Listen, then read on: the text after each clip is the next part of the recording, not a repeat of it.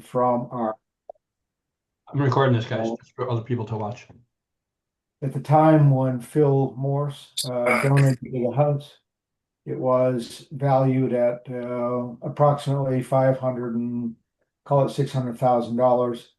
We'll add the capital improvements of about $300,000, and we'll probably put it on the books for the foundation at roughly 900,000 to $1 million.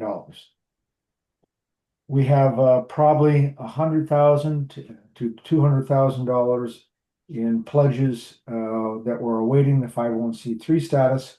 So we'll establish, we'll get our accountant on board. We already have one for the corporation. We'll use probably the same one with a different set of books for the foundation, and we will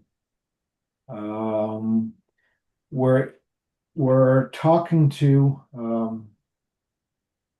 Tom, help me out. Who's handling the fundraising for the corporation? That was Pennington. called Pennington. Pennington.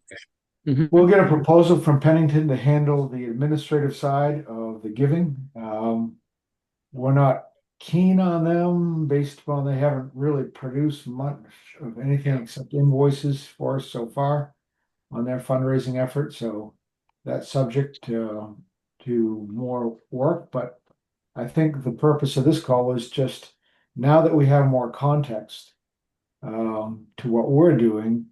And I know, I apologize, I know you and Bruce have explained it several times, the exact mechanisms that you did with at RPI. But maybe if you could walk us through that one more time as to what you did. I think we're specifically interested in, we know that once the foundation owns a house, there will be no problem for us to pay for repairs and maintenance. Beyond that, we know that our gifting directly to the house is going to be a little bit tricky. And whatever we do, Dan, when you say to the house, you mean to the chapter or your house corporation or alumni corporate, whatever. Something different, the 501(c)(7). Yes, correct. Okay. So that's it in a nutshell, a summary of where we are.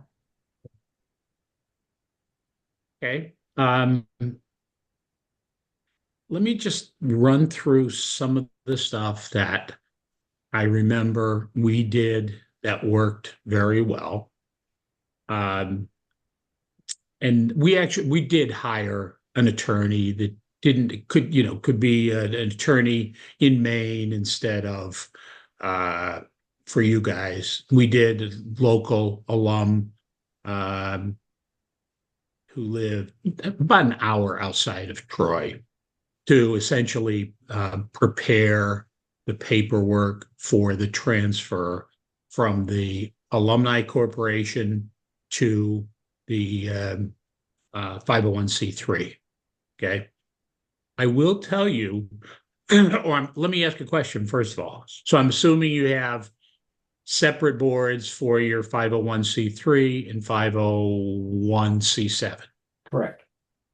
Right? Can you explain or give me an idea what kind of relationship there is between those two groups?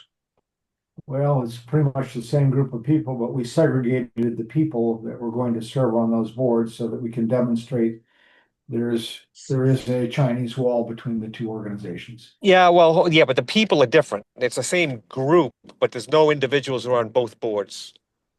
Yes, correct. Good, Sean. Yeah. All right. Here's just the thing that we ended up doing because we wanted to absolutely avoid any potential that the IRS or anyone else would say, okay, all you've done is you took your 501(c)(7) and turned it into said some magic words and turned it into a 501(c)(3).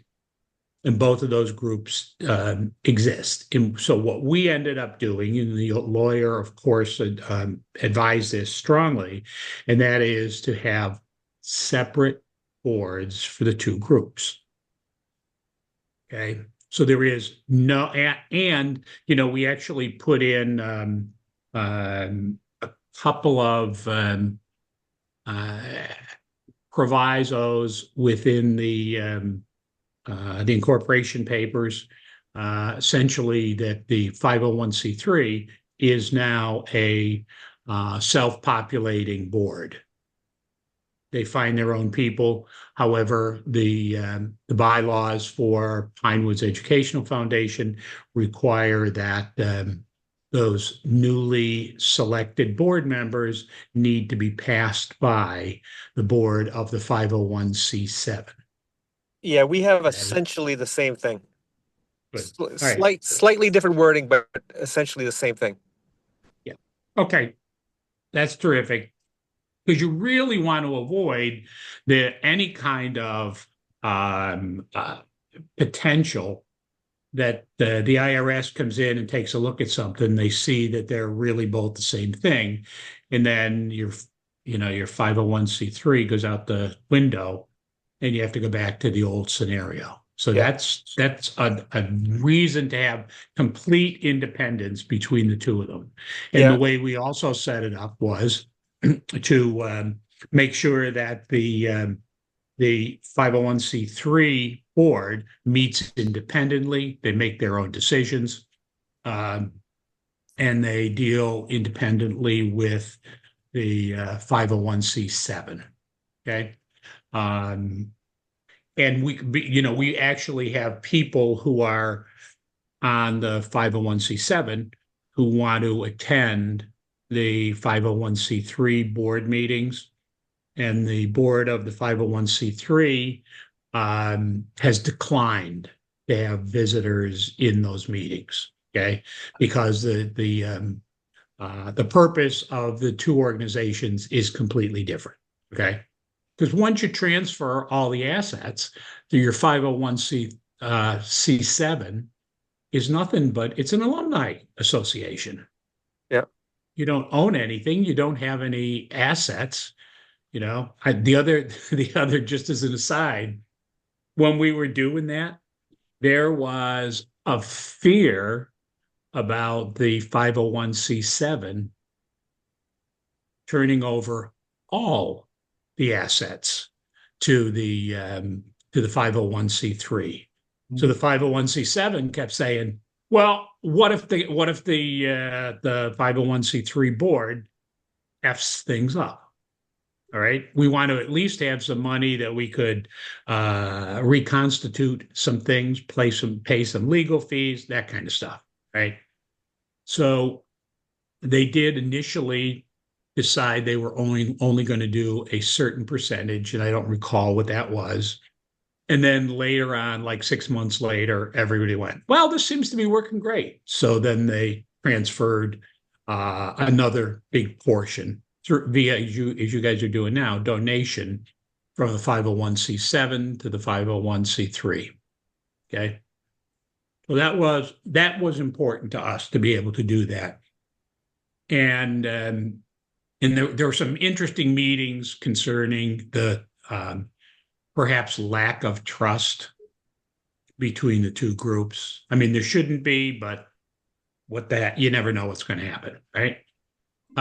So the transfer was done, and once that happened, the 501c7, as I mentioned, becomes essentially, it doesn't have the word House Corporation in it at all. It's just simply called Phi Epsilon Phi Corporation.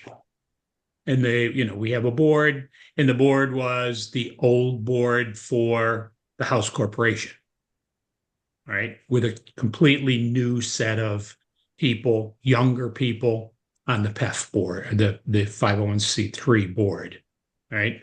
Yeah, so Bob, if you don't mind, I'll just interrupt for a second. I'm just going to describe the way our structure is in all the documents is, so what we have is we have the assets. So the foundation, Dirigo Foundation, has the assets, but we're quote unquote, I don't think we use the word hiring, but that the housing corporation kind of works for the foundation running the house.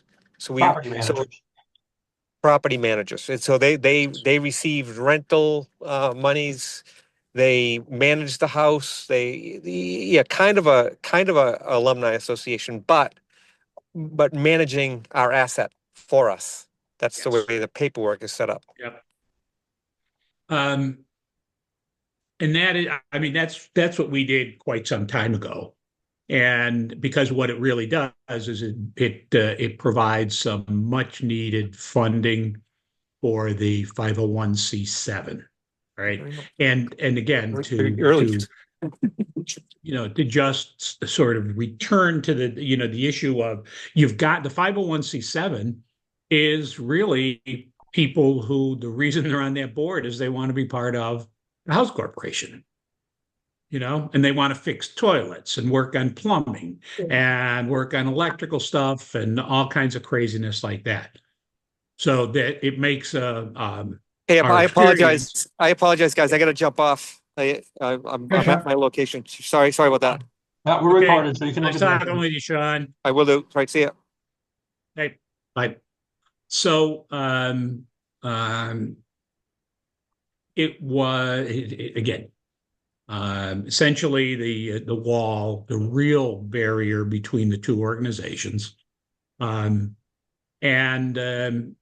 using the 501c3, they have established a maintenance checking account, and the treasurer of the 501c7 is a signatory to that account.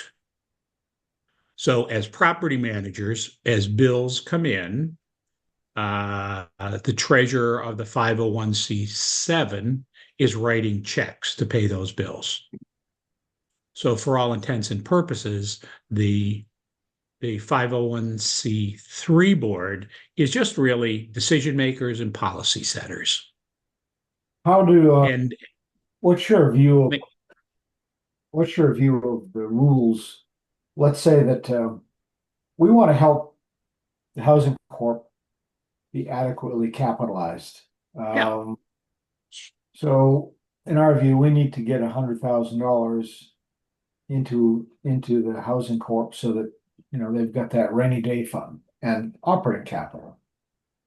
How would you recommend? Wait. Why does your alumni corporation need $100,000? Well, we took out $100,000 loan from RMF for life safety, just as a backup. I don't think we've touched it yet, but we're paying 4% on it, which is a good rate. But that was for renovations, Tom, right? Mm-hmm. Okay, so let's presume we're going to close out that loan. Why do we need a reserve for operating capital? Is operating expenses such as food service, the chef, insurances, cable, gas, electricity, operating expenses are going to be there regardless of the occupancy level of the house. We only have 8 residents right now paying rent. But wouldn't you if you take your 501c3 and make it a maintenance checking account that the treasurer of the 501c7 uses, then on a monthly basis, the electric or the utilities can come out of there, and any other thing that you have to pay for. So you're saying not only repair and maintenance, but operating costs can come out of that checking account. Absolutely. Okay. I mean, you know what? Okay. I've got a little bit of a variation on a theme for that. And that is related to what you mentioned a moment ago, and that's the chef and the chef's payroll and all that kind of stuff, right? So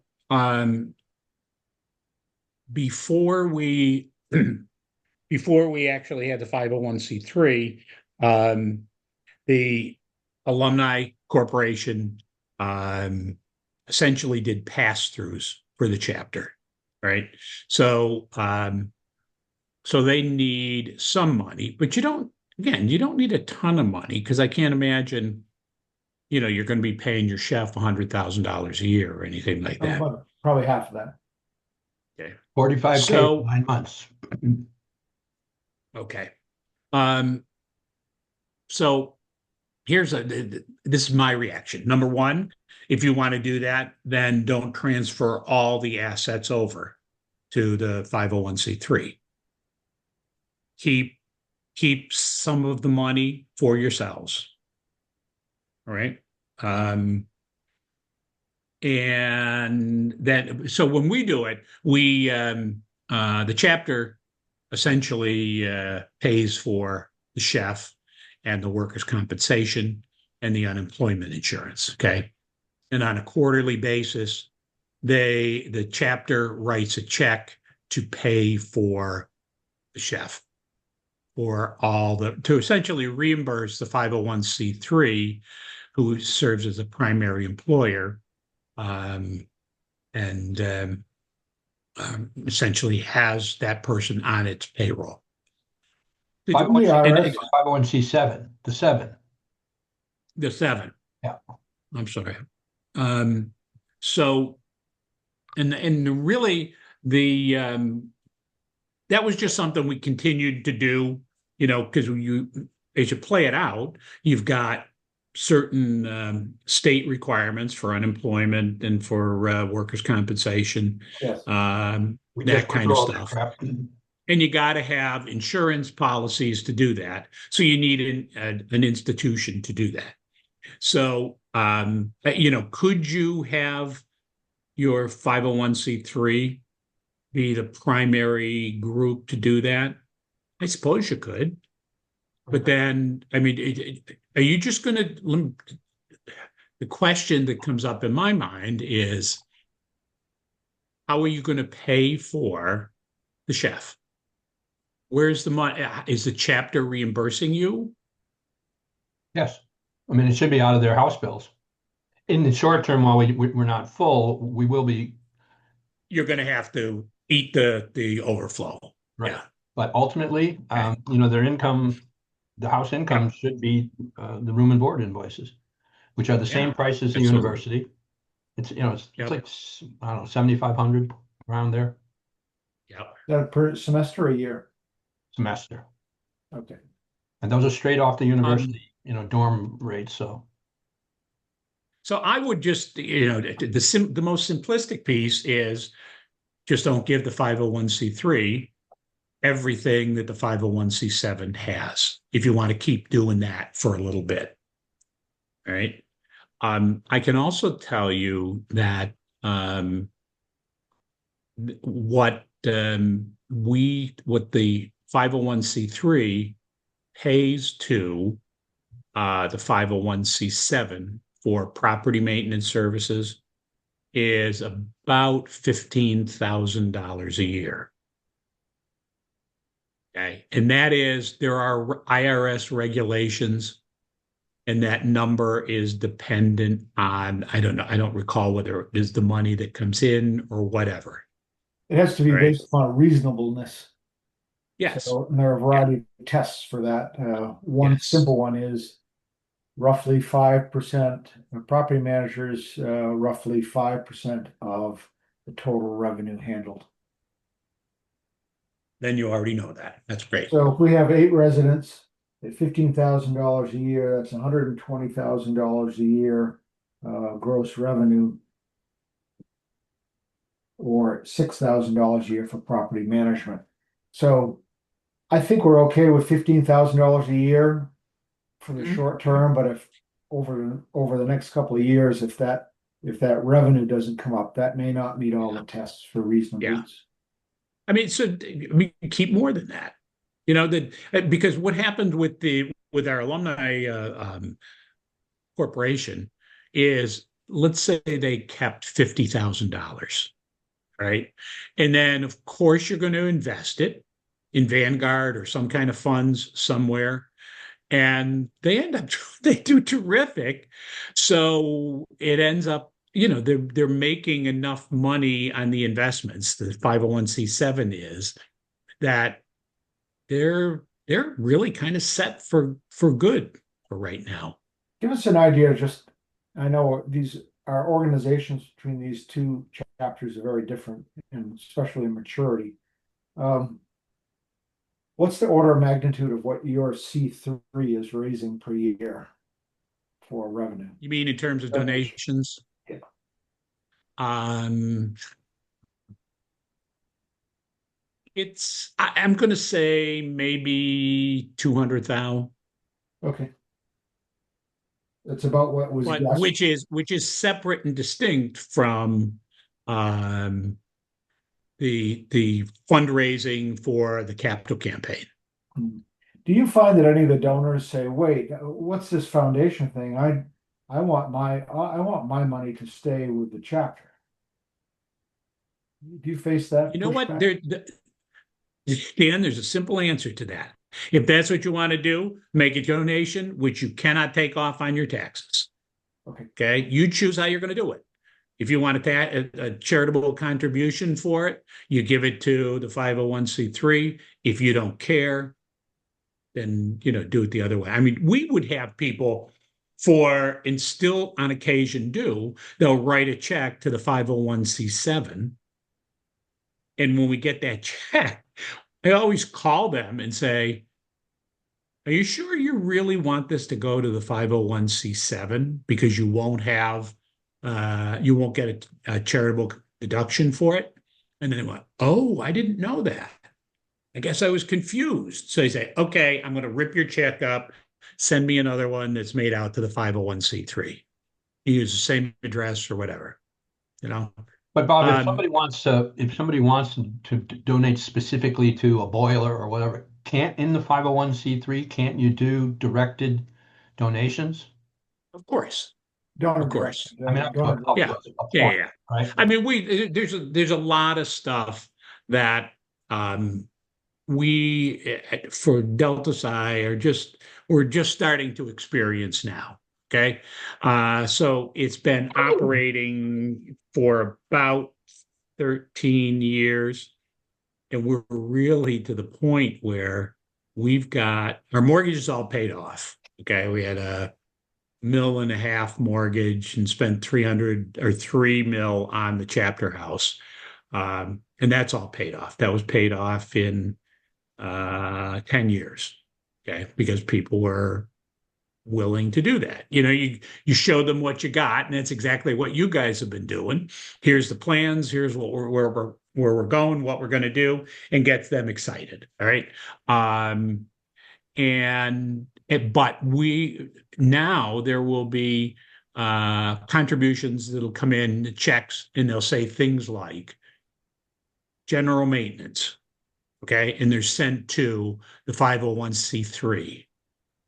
It's a donation there for general maintenance. Okay. I established a fund to send students to to leadership training conferences. Okay. And so the intention is within another year or so, we'll be giving out $15,000 a year to groups like the IFC and Panhell and that kind of stuff to send their leaders or just brothers from various houses and sisters to things like UIFI and some of the other leadership conferences or training groups that are available. And it will go well beyond just the Delta Psi chapter and fraternity and sorority. Okay. So if we wanted to have a scholarship program for the active brothers, yep. I think what we learned in earlier calls is we can't limit those applications to only active brothers. It has to be offered to the same community that the C3 serves, or the IRS could test that and say, you're not serving the general public, you're serving a special interest. Is that your view of it as well? The model that we are stuck on, all right, is that of all the funds we generate, all the donations that are made, we can spend 50.00001% on the Delta Psi undergraduate brothers. Okay. The other, essentially, it's supposed to be as close to half and half as possible, so that we're saying it is an educational foundation that benefits the entire RPI community. Okay. Mhm. And I'm going to make an assumption that you're probably doing something like that as well, Mhm. because that's what saves you in front of the IRS. So that was the advice that was given to us. I think it was from Polsinelli, Shugart. So that's what we've really stayed with, right? We haven't gotten any additional questions about it or advice or any of that kind of stuff. So that's the way we do it. But we also do have scholarships. We had there was a brother that was 45 or so that passed away 4 years ago, leaving a wife and 3 kids. And we started a HEF, I'm sorry, the 501c3 at the request of the deceased guy's classmates, established it's called Rui Soares Scholarship Fund, right? And people are anyone can give a donation to the 501c3 that goes into that fund. It's invested, earns interest, that kind of stuff. So that we get checks that'll say, I processed a few the other day, and the guy sent 2 checks in, and he said $500 for the Soares scholarship, $500 for general maintenance of the chapter house. Or unrestricted is the way we usually look at it, so that the 501c3 can do whatever the hell they want with it. That's the other piece. Oh, the other item you might want to be looking at is how brothers are going to be paying their semester bills. Okay. And what we had to do is, so obviously the undergraduate chapter have their own expenses. They've got a line item in there for purchasing food, and a line item for which also includes the chef's salary and benefits and that kind of stuff, right? So that they've got the money in their budget that they can reimburse. But we had to work out a deal. We have a bursar billing, okay, and so RPI will send out not just tuition and fees and stuff like that for educational process. They will also send out bills, or they will put it on the RPI bursar system. So people need to pay that. All right. And then as the money comes in, RPI sends a check once a month to the 501c3 to reimburse them for that. And if I'm not mistaken, that was really generated by IRS requirements. Because in terms of if you have the property managers collecting that money, it made it look like you didn't change anything, that the 501c7 is still collecting money, running everything. But are you going to use Leg-Fi or some other billing system for the 8 guys that are living in there? No, we're working straight, not right. We just set up with our bookkeeper a couple months ago. So she is collecting the money. I'm not sure. She's using bill.com. And that's how I think she sends out invoices, and then the money is sent to her. Okay. And it should be, if the bill is coming out and people are writing checks or using credit cards, it ought to be made payable to the 501c3. So it's clear that you get direct deposit of the operating expenses, and you invested all that money in the building, and it really, it's part of your asset pool, right? That conceivably, if things go well, you end up with far more than 8 guys living in that chapter house. Yes. I want And 20 it by can next generate, semester. it can generate real money. Yes. I mean, all we've got is operating expense. We have no mortgage. Yeah. Insurance. We did a number of But- scenarios, right, Danny? 20, 15, 20, 10, 15, 20, 30. Yeah. And we should be able to get another 10 by January. I mean, we've got an unbelievably beautiful, I'll send some info to you afterwards, but unbelievably beautiful house. We just got a chef. We got a $290,000 kitchen. Yep. It's a very attractive place to live, and they can walk across the street from campus. So anyway, Yes. side note, but But I guess the important point coming out of my mouth is that you need to make sure you're not going to be violating any IRS regulations or any of that kind of stuff. And frankly, think about it for a second. It's much cleaner if the checks and payments are being made to the 501c3.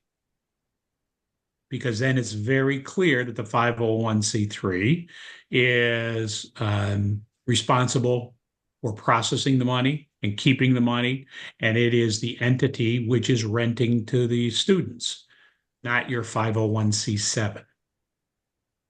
So we've got essentially the 501c7. The only thing they're doing is they're taking the property management fee and using that for whatever the heck they need. They pay bills from the 501c3 checking account, which of course requires close communication between the treasurer of the 501c3 and the 501c7.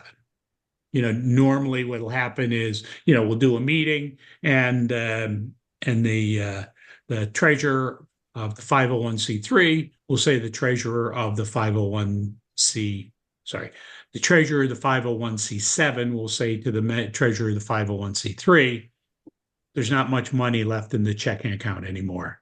Can you put another $10,000 in there? And then they do that. And that's the conservative old 501c3 CPA treasurer who doesn't want to just have a lot of money sitting out there floating. He doesn't want to be criticized for any of that stuff. Where would you keep an escrow? A rainy day Do we? fund? Yes. Where Yes. would you keep? Oh, wait. Say that last piece again. Where would you keep an escrow for a rainy day fund? In the C3 or C7? C3. So essentially, that's where, again, I'll go back and hammer this home, that the building that you can see in Tom's background that's the asset for the 501c3. And it's not really, I'm massaging this a little bit. It is not, you have not established a 501c3 just to help you pay for a fraternity house. Okay. You've established it so that you will be able to, it becomes an investment piece, right? It's no different than we just bought a big apartment building and we're going to, all the money we get in on a monthly basis or quarterly basis or however that goes is income that will, number one, when you talk about the needing to have some kind of a not maintenance fund, but a depreciation fund or replacement fund or whatever, you got to have all that stuff. And then in addition, you got to have that looks like an awfully big roof on that building. And then when it comes to, okay. When it comes time to do that or to paint the chapter house or whatever the case might be, those are friggin' huge bills.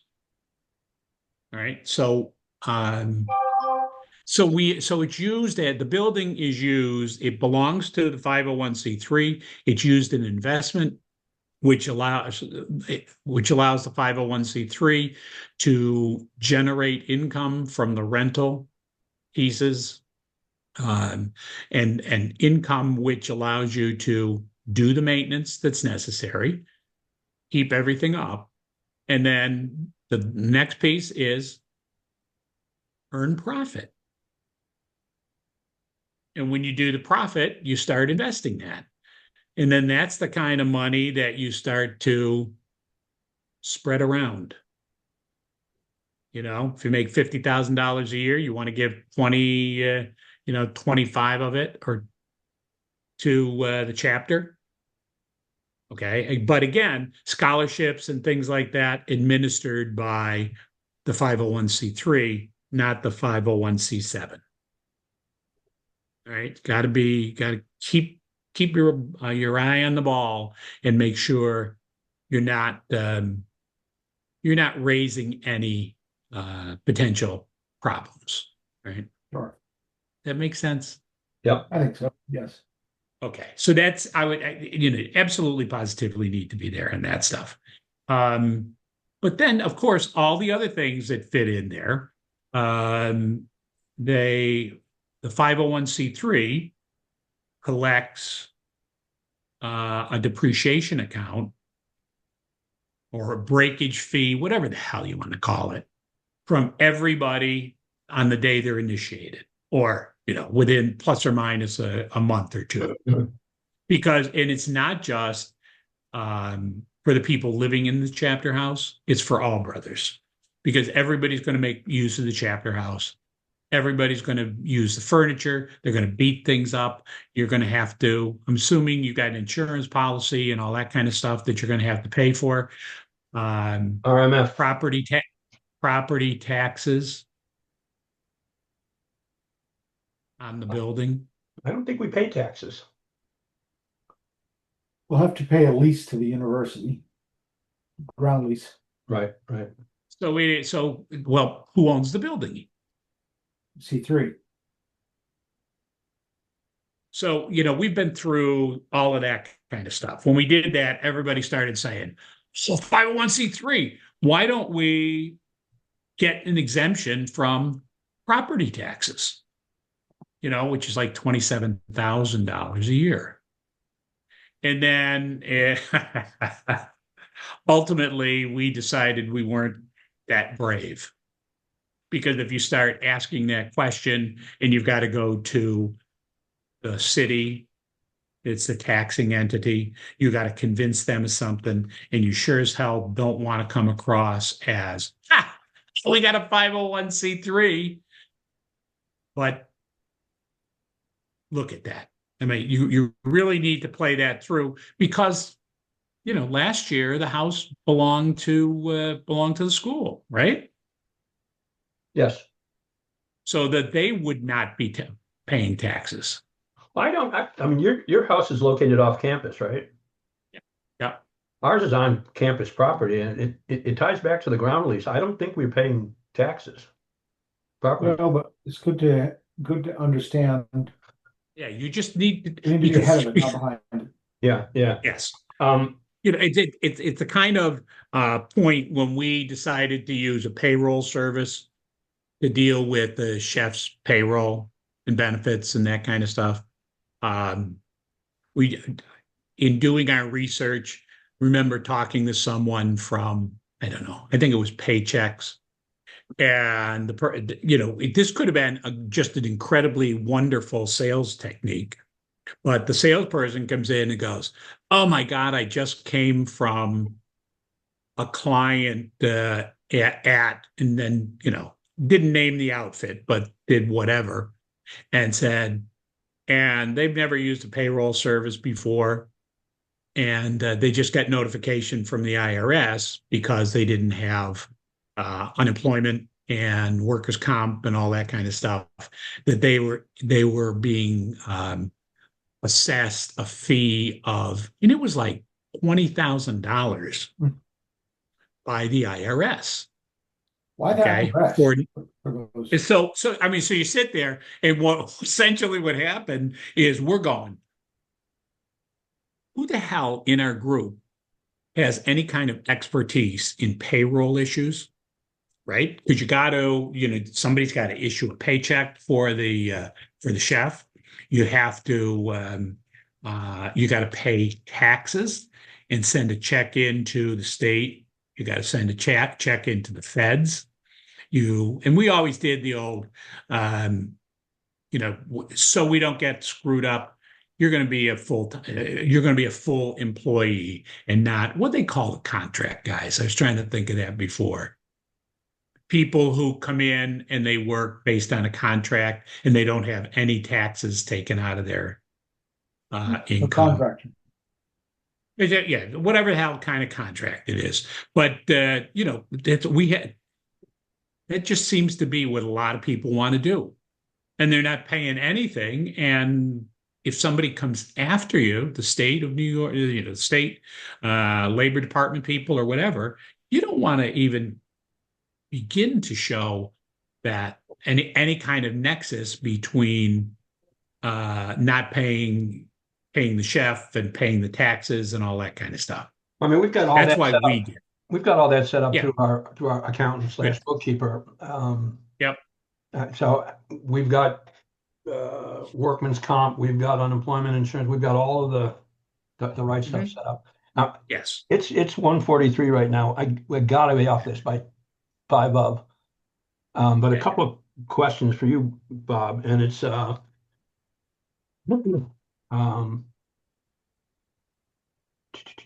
you used a local attorney to do the transfer and ownership. We can do that. I mean, we've got a Yes, local we guy.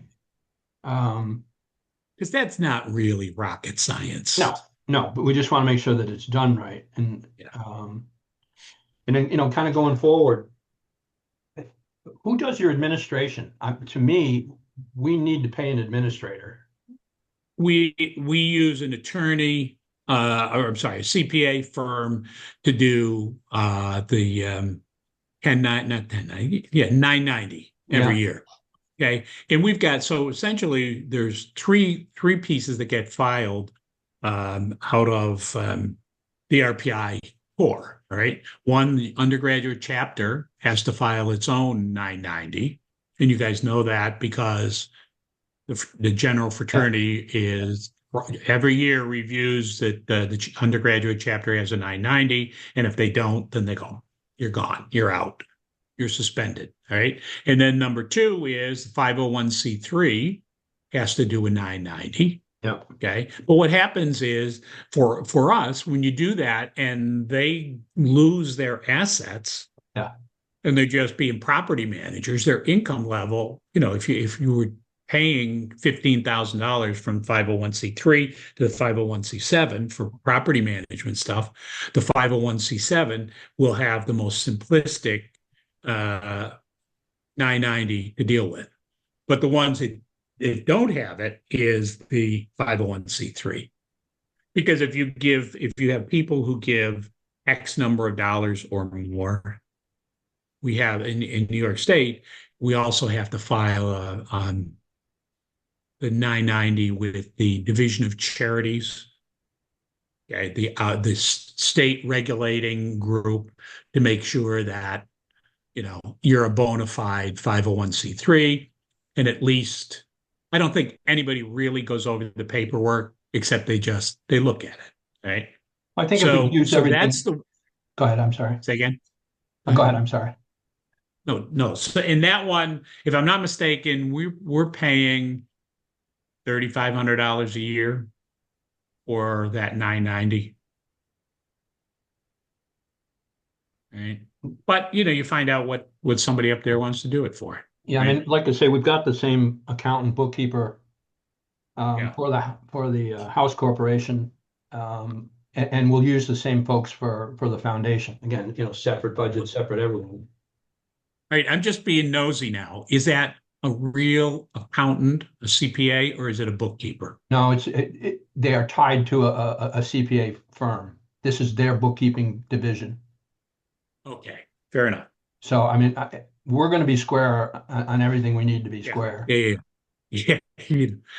The other piece, so we also do, when the guys get initiated, as part of the 501c3 semesterly fee that people have to pay. Obviously, it's a bigger number for guys that are living in the chapter house. It's a much smaller number for people who are living in apartments, right? But we worked something out with the undergraduates to say that everybody that's part of the chapter, that you are responsible for paying certain fixed costs, okay, or at least a percentage of the fixed costs. We all know that the guys that live in apartments love to come to the chapter house and bullshit with the boys, or have something to eat, or come to a party, or whatever the case might be, right? So they're using that chapter. So you guys got to come up with a use fee, a parlor fee for that. You shouldn't let them off. Yeah. And and of course, they should help pay for the RMF fees. Okay. Obviously, they've got their, whatever it is, $230 for liability, but you guys have got to have insurance on the property. Yeah. And, and that needs to be, the undergraduates need to pay for that shit. Right. So that was one piece. And then the other is we do a breakage fee, and what we've got is $500, and that needed to be, based on New York state law, it needed to be a separate bank account to hold that money. Okay? We do that at Rhode Island as well. It's a $500 damage deposit. We don't return it until after they graduate, because they could still come back to the house and use the house and cause damage. You think? Well, yeah. Tom, you got other things? Yeah. I mean,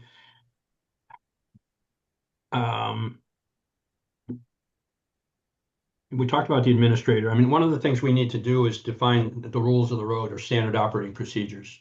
Danny's been involved with the Maine Community Foundation, which can be a source of a lot of documents that we can copy. But, project selection, project tracking, accounting, all that kind of stuff. Define the relationships that the accountant is doing between the house core and the 501c3 and the 501c3. I mean, all the stuff we've just been talking about. Yeah. And then obviously we want to try and do this as quick as we can, because we want to get the cash in. As Danny said, there's $100K sitting at the door waiting for us to open it, but we don't want to bring it in incorrectly and F things up. Correct. Yep. The what's the other thing? No, I lost it. Whatever I was saying. You also mentioned that the university collects room and board. Yeah. I can bring that up to Maine, but they don't do it for any houses now. Yeah. I don't know that they were excited. I mean, it started at RPI about maybe 8 or 9 years ago. Yeah. But it is an incredible benefit, because you do that, and if you don't pay your room at the fraternity house, the Pinewoods Educational Foundation, guess what? You're not registering for classes the next semester. They do that in Rhode Island. You're not getting your diploma if you graduate. They do that in Rhode Island. You're not getting, and it works like everybody pays. I mean, yes, it's 1% that doesn't. Yes, and there are certainly a bunch of different groups that you could look at. The one I think that Sigma Chi has, whether they use Leg Phi, or there's like 2 or 3 different collection groups that we had to use when we didn't use it. Oh, when we were suspended for 2 years. Because when that happened, RPI said, you get no benefits from us. You're on your own. So we had to put together, essentially billing, like probably when you guys were undergraduates. The treasurer would put together a bill, you get it, and then you had to pay it. You had to write a check. That's what our bookkeeper's doing now. That's what our bookkeeper's doing. Yeah. Yes. But I would Well, love again, to go through the university. one, That's one something I want to chase. It really is. Like I said, real, it works in Rhode Island. really, yeah, really work hard on making sure that the room and fees for the brothers for the use of the chapter house and the taxes or insurance and all that kind of stuff is written to the 501c3 and not the 501c7. I know, Please, Tom, please don't do that. Tom, you're up against the deadline. One more question, Bob. Yeah. What about food service? If the brothers, active brothers who don't live in the house, want to have a meal at the house, is there a per meal assessment for that, or a card, or? I would assume that you could. There's a little bit of honesty part to it, but we've been through different times when people were very interested in doing that, and we did things like we did make the meal whatever the cost of the meal plan was. If you lived in an apartment, you could participate in the meal plan. I like We'll do the that. same. At Rhode Island, we per meal, we just take Venmo. There's no cash in the kitchen. But Okay. lunches Yeah, are we're not doing any cash. It's $8, right. You do it $10. and you would get billed on a semesterly basis. The other is the undergraduates once in a while will say, okay, we're going to build into the chapter dues a fee for apartment brothers to have one meal a week in the chapter house. Yeah. And they whatever you decide that's worth, is it $5 times 15 weeks or whatever, and that's part of the bill. Yeah, again, in Rhode Island, we use that. We provide a meal the night of house meetings. Yeah. It draws them in.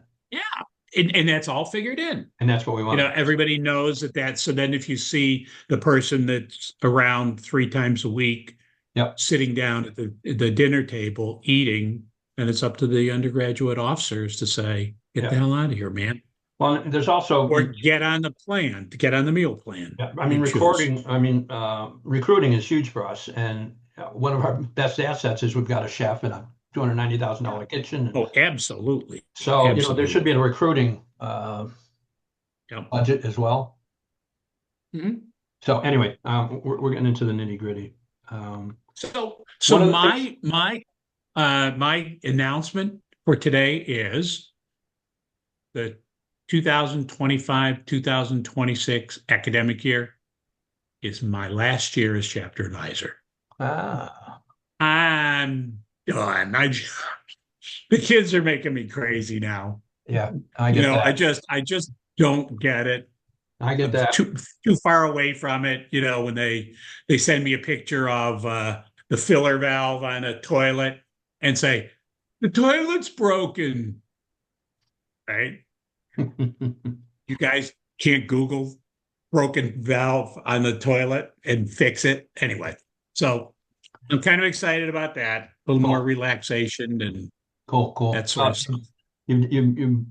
I'll say you've been doing God's work at RPI. I mean, that's the way we look at it. It's a greenhouse for learning and development. And But one last question. To get this started, one thing I was thinking about was, instead of a local attorney, should we kind of sit down and go through our game plan with Posinelli? Is it worth us to pay, high rates for a couple hours to get the right plan and then execute? I mean, we don't want to use them on an ongoing basis because they're very, very expensive, but. I know, but you mean a real estate person really could do the transfer of the property. Oh, no, I'm not worried about any of that stuff. Right. But yeah, I mean, maybe you want to think that you'll use them for X number of hours for the next year or two, right? Yeah, just something to help us get it set up and make sure that we're doing it right. Yes, and have the board, say, get a consensus of the board that X is a topic which we really need to talk to a high-priced attorney about. That kind of deal. Okay, doke. Okay. There's a lot more to go, but I gotta rock. Actually, I've got a call with the bookkeeper, and our treasurer and all that good stuff, trying to get the food purchases all set up. How are we going to get the invoices from the chapter house to the accountant for bill doc pay and who approves it and blah, blah, blah. Anyway, Bob, we Bob, appreciate can't your thank help. you enough. Yeah, really can't. Okay, Much good appreciated. talking to both of you. Okay, I'll send you some pictures good too. luck. Continued good luck. All right, bud. See you guys. Thank Okay, you. bye. Bye-bye.